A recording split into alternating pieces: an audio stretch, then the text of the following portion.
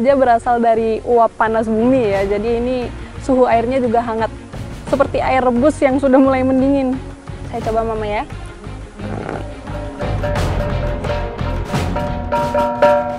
Dari Rokatenda hingga Ile Boleng, kehidupan terus beradaptasi dengan alam. Dan di balik semua tantangan, ada adat yang harus dijaga dan juga warisan yang tidak boleh hilang di tengah perubahan.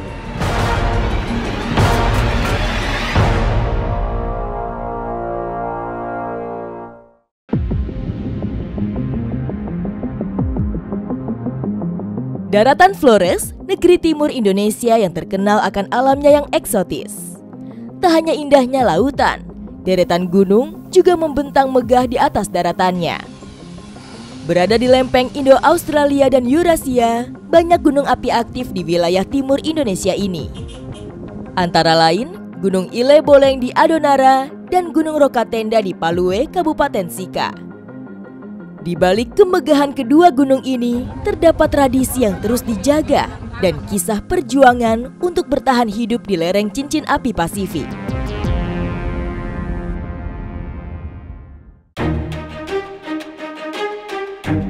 Cincin api Flores, bagian dari cincin api Pasifik, merupakan rangkaian gunung berapi yang membentang di sepanjang Pulau Flores.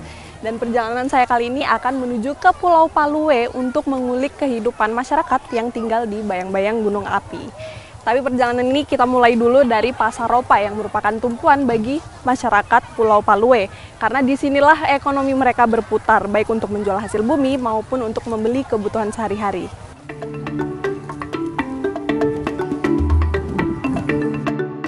Pasar Ropa merupakan pasar mingguan yang hanya ada di hari Rabu. Pasar yang selalu ramai ini menjadi bagian dari Kabupaten Ende. Namun fakta menariknya, pasar ini selalu dipenuhi oleh masyarakat dari Pulau Palue, Kabupaten Sika. Menjelang tengah hari, jam pasar akan selesai dan kapal-kapal penumpang akan dipenuhi oleh barang dan penumpang. Tak hanya barang kebutuhan pokok, bahkan kendaraan roda 2 juga diangkut menggunakan kapal kayu ini menuju Pulau Palue.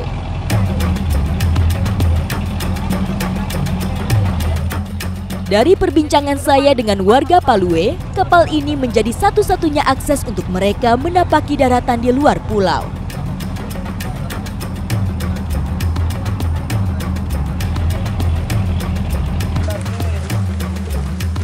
Wah, akhirnya setelah menempuh perjalanan laut yang cukup panjang, saya sampai juga di Pulau Palue. Dan di sini saya akan menelusuri kehidupan masyarakat yang tinggal di kaki Gunung Rokatenda. Pulau Palue merupakan sebuah pulau yang bernafas bersama gunung api Rokatenda. Sejak ribuan tahun yang lalu, Rokatenda sudah menjadi denyut nadi kehidupan di pulau seluas 49 km persegi. Daratan Pulau Palue sebenarnya adalah tubuh dari Gunung Rokatenda. Gunung aktif yang mempunyai ketinggian 875 meter di atas permukaan laut. Namun, jika dihitung dari dasar laut, ketinggiannya lebih dari 3.000 meter di atas permukaan laut. Aktivitas gunung api Rokatenda mempengaruhi kondisi alam di Pulau Palue. Salah satunya muncul panas bumi di beberapa titik, dan ada satu lokasi di depan saya yang muncul ini pas di tepi pantai Poa, dan memang uap di bahasa di sini disebutnya itu memang Poa. Menginjakan kaki di pantai Poa, saya merasakan denyut alam yang berbeda. Udara yang hangat dan uap panas bumi yang mengepul di sela hempasan ombak laut. Ini panasnya mencapai berapa derajat, Pak? Bisa sampai mengeluarkan uap seperti ini? Ini sangat mendidih dan mungkin lebih dari 100 derajat. Di Pantai Poa sendiri, uap panas bumi ini juga terbagi di beberapa titik. Jadi bukan cuma satu ini aja, cuma ini yang paling besar ya, Pak? Ini yang paling besar. Ini ada yang kecil. Ada beberapa yang kecil. Ini mendidih, Pak, airnya. Mendidih, ya. Wah. Ini dilihat dari gelembungnya aja dan suaranya nggak kebayang deh ini panasnya seberapa. Gunung Rokatenda terbentuk dari aktivitas gunung api yang menjadi bagian dari cincin api Pasifik. Dari dalam pasir dan sela bebatuan, uap panas bumi terus-menerus keluar di sepanjang pantai Poa. Panasnya air dan uap yang keluar dari perut bumi ke permukaan ini menjadi pertanda aktivitas geotermal yang luar biasa dari dalam perut bumi. Hidup di atas badan gunung api yang sekaligus berada di tengah lautan memang menjadi tantangan bagi masyarakat yang mendiami Pulau Palue untuk mendapatkan air bersih. Lalu, bagaimana masyarakat bisa bertahan hidup dan berdampingan dengan aktivitas vulkanik Gunung Rokatenda? Pulau Palue tidak mempunyai sumber mata air yang bisa dimanfaatkan oleh masyarakat untuk memenuhi kebutuhan sehari-hari. Saat musim hujan, tandon-tandon raksasa akan menjadi sumber air tawar utama untuk kebutuhan sehari-hari. Namun, saat musim kemarau, masyarakat harus berjuang hanya untuk mendapatkan setetes air tawar. Ini dia salah satu tantangan bagi masyarakat yang tinggal di Pulau Palue. Apalagi di sini juga ada gunung yang sedang aktif, jadi kesulitannya itu adalah mencari air bersih. Jadi demi mendapatkan air bersih 1 jerigen ini, setiap hari warga harus menaiki bukit ini menuju Cuakabe. Betul ya, Mama? Iya. Uap panas membumbung seiring udara sore yang semakin sejuk. Aktivitas geotermal di Pulau Palue sangat erat kaitannya dengan aktivitas vulkanik Gunung Rokatenda. Bukit Cuakabe ini menjadi salah satu lokasi kemunculan panas bumi ke atas permukaan tanah.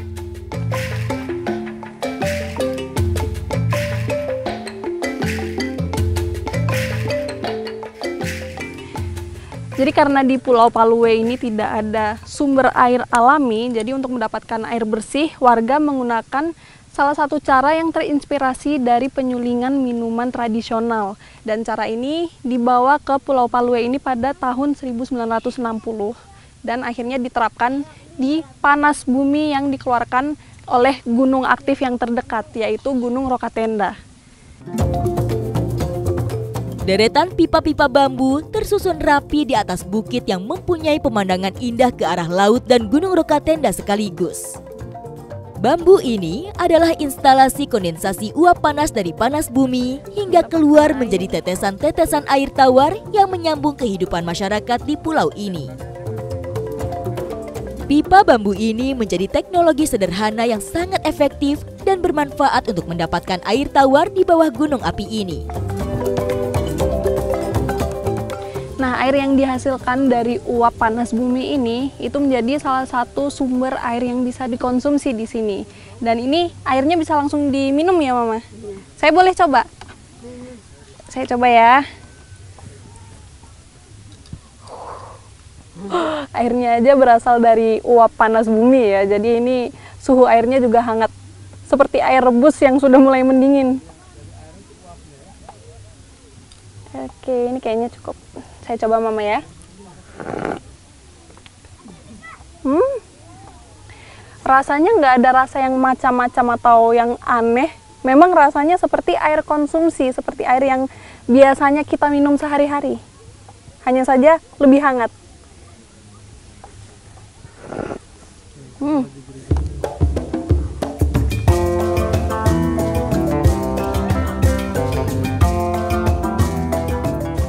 Mama, biasanya kalau sambil menunggu jerigen penuh, Mama ngapain di sini? Duduk masak. Oh, masak juga, Mama. Biasanya masak apa di sini? Ubi kayu, ubi. Dimasaknya langsung di uapnya ini. Iya. Oh.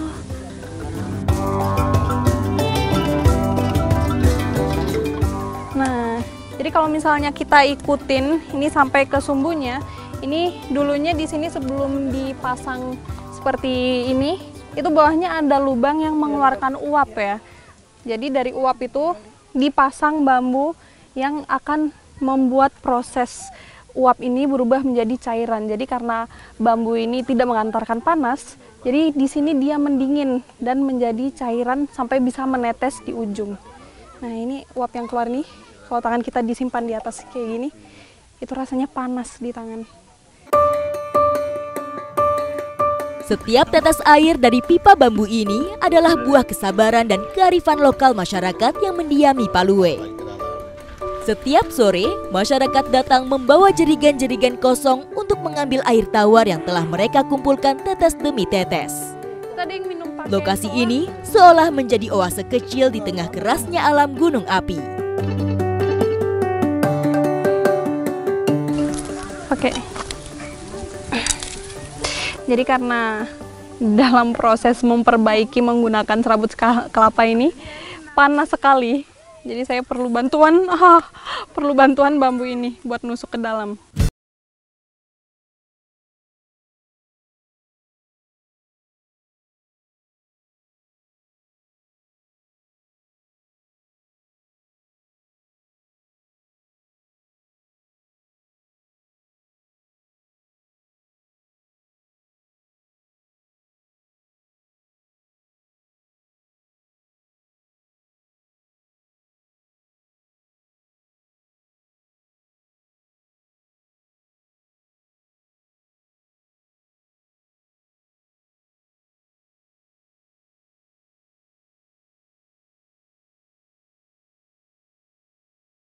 Pintunya aja hangat loh.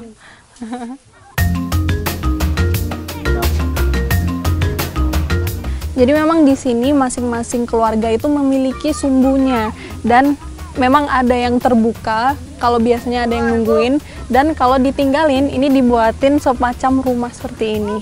Dan otomatis yang dibuat rumah ini isi jerigennya juga lebih besar dari 5 liter.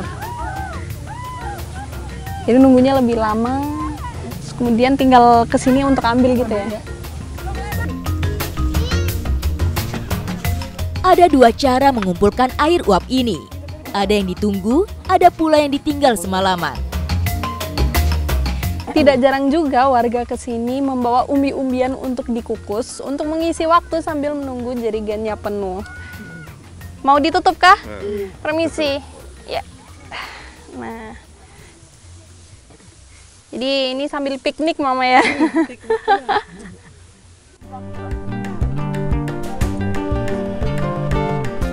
Saya baru tahu kenapa mama-mama di sini semuanya saat menunggu itu jongkok bukan duduk. Ini saya duduk rasanya udah kayak setengah matang nih karena batu yang saya dudukin memang ada sumbunya dan ini lumayan panas. Kenapa mama tidak bilang?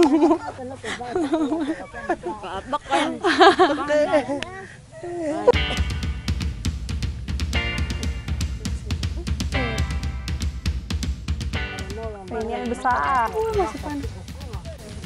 Cincin api Flores di sini bisa dibuktikan dari Gunung Rokatenda yang masih aktif menyalurkan panas buminya ke 3 titik yang ada di Pulau Palue ini.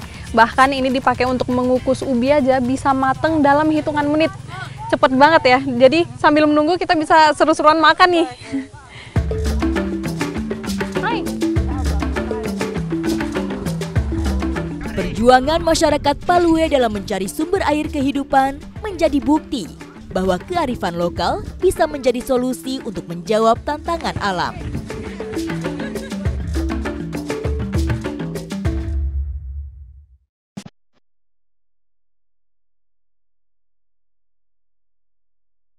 Melihat perjuangan masyarakat Pulau Palue untuk mendapatkan air tawar memang butuh perjuangan dan perjalanan yang panjang. Bahkan, beberapa masyarakat yang jauh dari sumber panas bumi masih menggunakan cara nenek moyang untuk mendapatkan air tawar di bawah gunung api Rokatenda. Ini kebunnya siapa?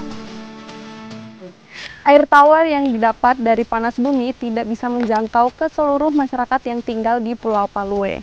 Saat musim hujan, masyarakat bisa menampung air, namun saat musim kemarau, alternatif lain yang dilakukan untuk mendapat air tawar adalah dari batang pohon pisang. Kearifan lokal masyarakat Pulau Palue dalam mencari sumber air minum ini menunjukkan betapa dekatnya hubungan masyarakat dengan alam di sekitarnya. Mengambil air dari batang pisang dilakukan jauh sebelum masyarakat mengenal pemanfaatan panas bumi yang ada di pulau ini. Betul Mama ya. Jadi ini untuk mengeluarkan airnya kita congkel bagian pangkal batang pohonnya. Sudah cukup ya? Baik.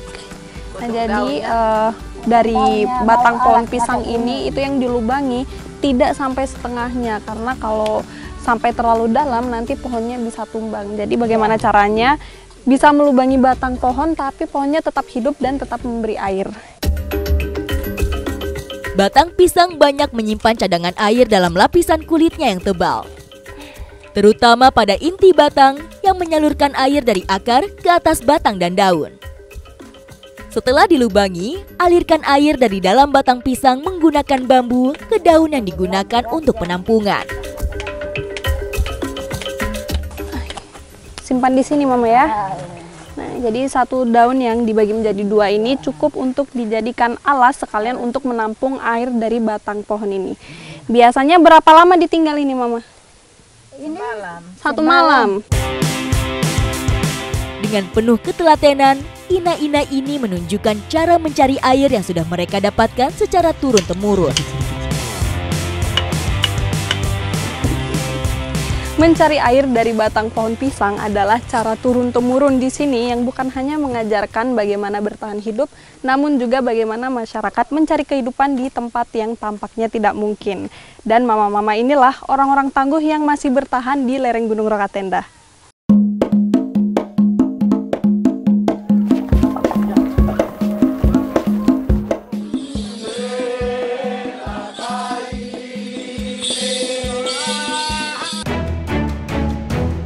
Kehidupan unik lainnya datang dari masyarakat yang tinggal di lereng Ile Boleng. Satu-satunya gunung api di Adonara yang menjadi bagian dari cincin api Pasifik di daratan Flores. Lamahelan, sebuah desa adat yang berada tepat di tengah Ile Boleng, Adonara. Kampung adat dengan 13 suku di dalamnya ini menjadi penjaga tradisi dan budaya leluhur di lereng Ile Boleng.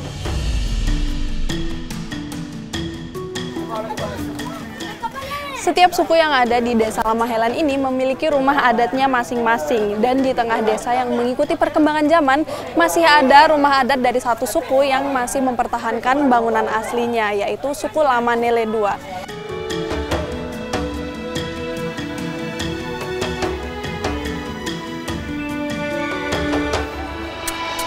Inilah salah satu ciri-ciri dari rumah adat yang ada di sini, yaitu di setiap rumah di depannya ini ada tiang eken atau tiang bambu yang digunakan untuk menggantung kerangka babi, dan biasanya ini menandakan bahwa rumah ini sudah melaksanakan kegiatan adat Holok Hekat Lango Belen.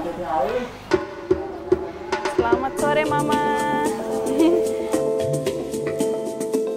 Hari ini suku Taranekin, salah satu suku bangsawan di Lamahelan yang akan melakukan tradisi Holok Hekat Lango Belen. Tradisi peresmian rumah adat atau rumah besar yang terus hidup di lereng Ile Boleng. Untuk pertama kalinya setelah 75 tahun, acara adat Holok Hekat Lango Belen atau peresmian rumah adat suku Taranekin diadakan dan diikuti oleh 13 suku.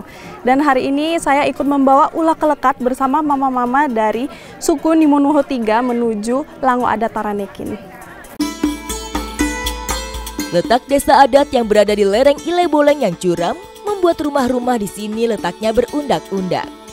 Saya harus berhati-hati melewati tangga batu saat membawa ulak lekat yang berisi jagung dan kacang-kacangan. Dan ini otomatis kita harus mengantri karena banyak sekali orang dari semua suku itu datang untuk membawakan makanan.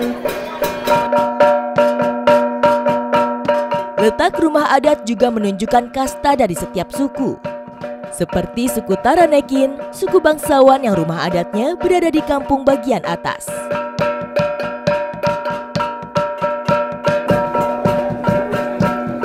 Ini kita sudah sampai di depan rumah adatnya, dan disinilah ulak lekat ini akan dihantarkan.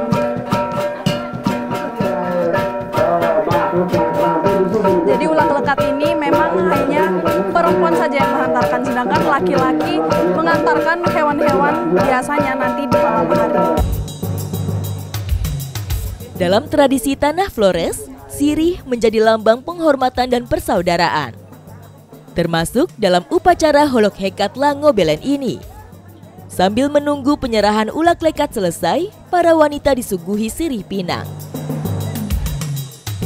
Sajian ini menjadi menjadi tanda bahwa penyelenggara acara menerima tamu dari 12 suku lain dengan hati yang bersih, terutama untuk perempuan. Kebiasaan menyirih telah diwariskan secara turun-temurun dan menjadi penanda adat dan budaya di sini. Tak heran, hampir di setiap kebun, tak terkecuali di lereng Ile Boleng ini, masyarakat menanam sirih.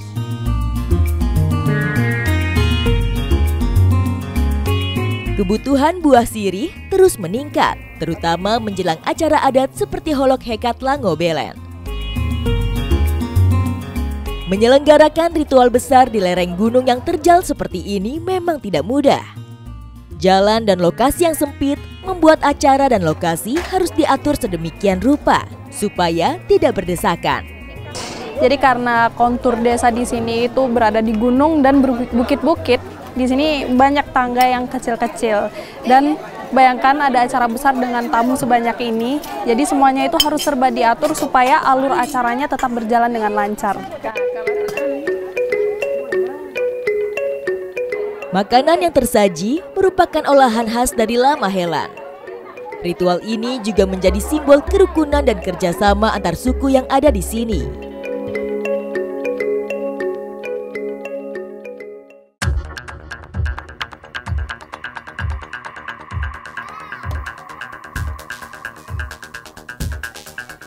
Di Pulau Adonara, babi dan kambing memiliki peran penting dalam kebudayaan dan ekonomi masyarakat. Dalam ritual adat Holok Hekat Langobelen, kedua hewan ini wajib sebagai syarat jalannya ritual. Jadi tandu ini memang dibikin satu-satu, masing-masing untuk satu babi saja. Jadi kalau babinya ada 100, ini bikin tandunya 100 kali. Jadi tandu ini dipersiapkan dari masing-masing suku, dan ini memang khusus untuk pekerjaan laki-laki. Jadi untuk perempuan seperti saya itu tidak bisa ikut berkegiatan dalam kegiatan ini. Dalam ritual adat ini, banyak pantangan yang tidak boleh dilanggar. Laki-laki dan perempuan sudah mempunyai tugas dan tanggung jawab masing-masing.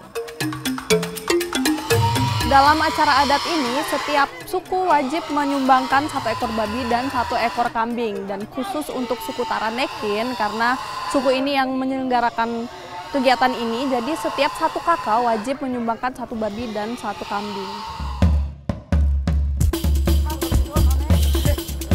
Kambing dengan mudah dituntun dan diarahkan melewati tangga batu yang ada di desa adat ini.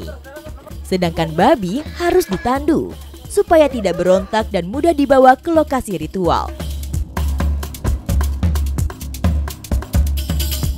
Langit jingga menjadi tanda malam akan segera tiba. Namun, suasana desa adat Lamahelan justru semakin riuh menyambut ritual berikutnya. Jadi pada malam ini warga dari seluruh suku berkumpul untuk melakukan tarian atau sole, dan ini tariannya diiringi dengan pantun yang mengisahkan tentang tradisi Lengobele dari suku Taranekin. Jadi tariannya semakin lama, putaran ini semakin besar. Berbeda dengan ritual penyerahan hantaran dan hewan persembahan, dalam ritual sole ini, laki-laki dan perempuan bisa melakukan secara bersamaan. Dan dalam tarian ini biasanya untuk menghibur warga sekaligus untuk membuat masyarakat terjaga sebelum melakukan persembahan di esok hari.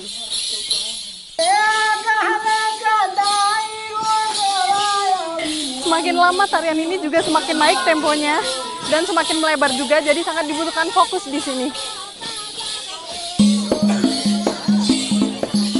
Sole merupakan warisan budaya yang mempererat kekeluargaan dan kerukunan antar suku yang hidup di desa adat Lamahelan.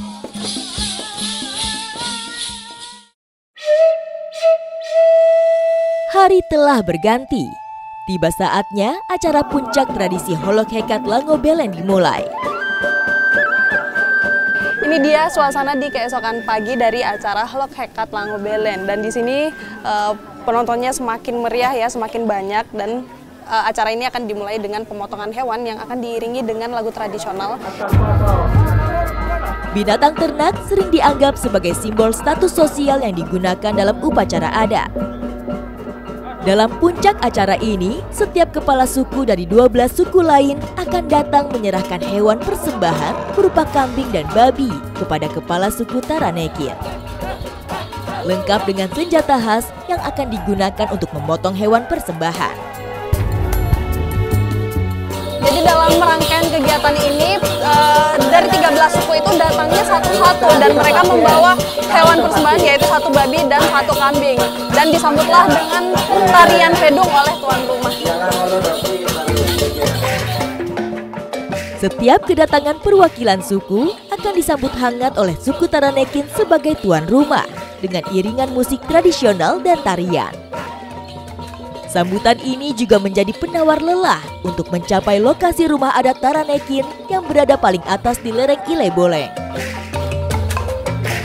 Hewan persembahan memiliki makna simbolis dalam tradisi Holok Hekat Lango Beleng, yaitu mewakili hubungan antara manusia dengan leluhur, khususnya yang ada di lereng Ile Boleng.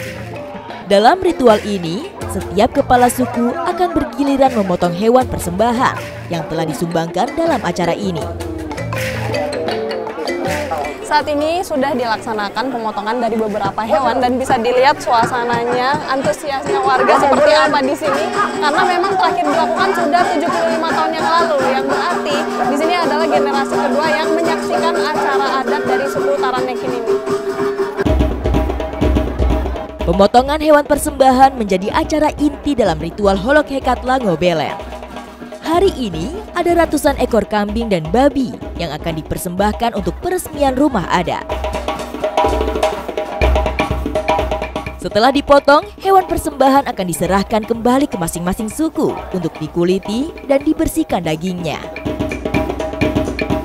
Dalam prosesi adat ini memang banyak sekali pantangannya. Salah satunya yang mengolah hewan-hewan ini hanya untuk laki-laki, sedangkan wanita di dapur untuk mengolah hidangan lainnya.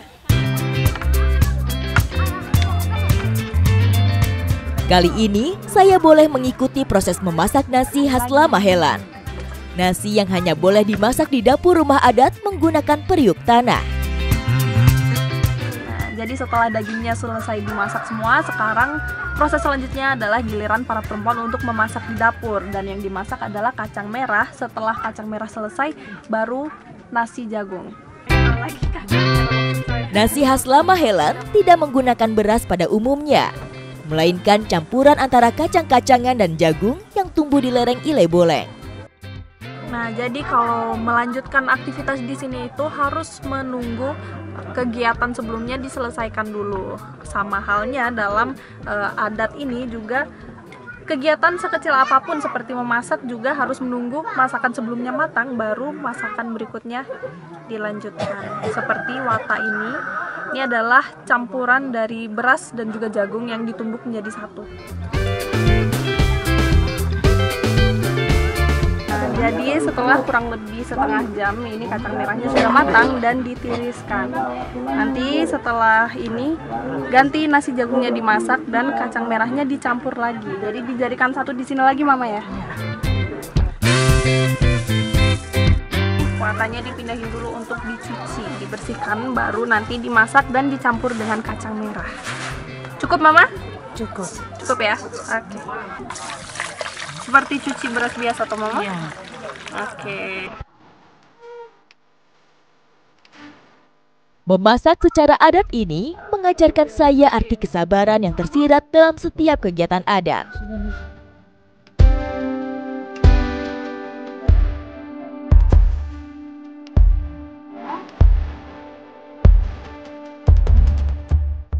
Akhirnya masakan pun sudah matang dan pembagian daging sedang berlangsung. Bisa dilihat kondisi suasana saat ini, para warga sedang berkumpul untuk menunggu bagiannya masing-masing. Seperti inilah tradisi yang masih hidup dan dijaga di lereng Ile Boleng.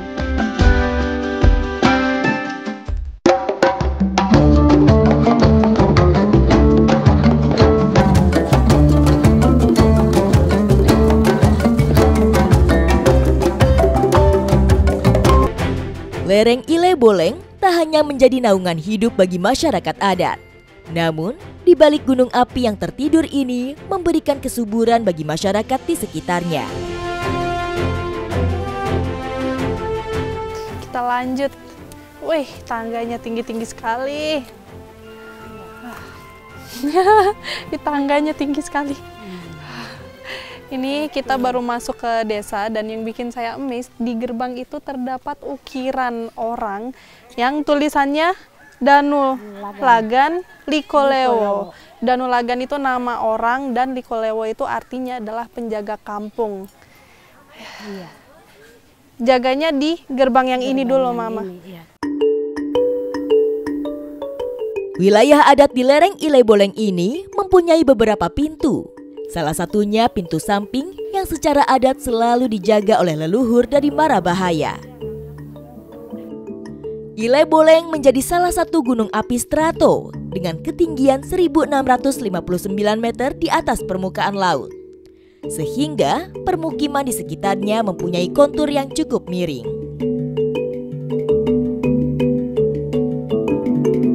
Ini dia akses yang cukup sulit di desa ini, dan tangga seperti ini tidak hanya di sini saja tapi di seluruh desa ini tangganya memang terjal-terjal seperti ini. Dan ini tinggi tangganya itu lebih tinggi dari lutut saya. Tinggal di lereng Ile Boleng pastinya memiliki tantangan tersendiri. Namun, desa adat yang kecil membuat suasana kekeluargaan di sini sangat kental. Jadi memang Seri Pinang itu bisa menghidupkan suasana, tidak hanya saat acara resmi saja, bahkan saat sambil santai-santai seperti ini bisa, Mama ya. Karena efek sampingnya bisa membuat semangat lagi kalau kata Mama. Tidak ada ngantuk. Iya, hilang mengantuk.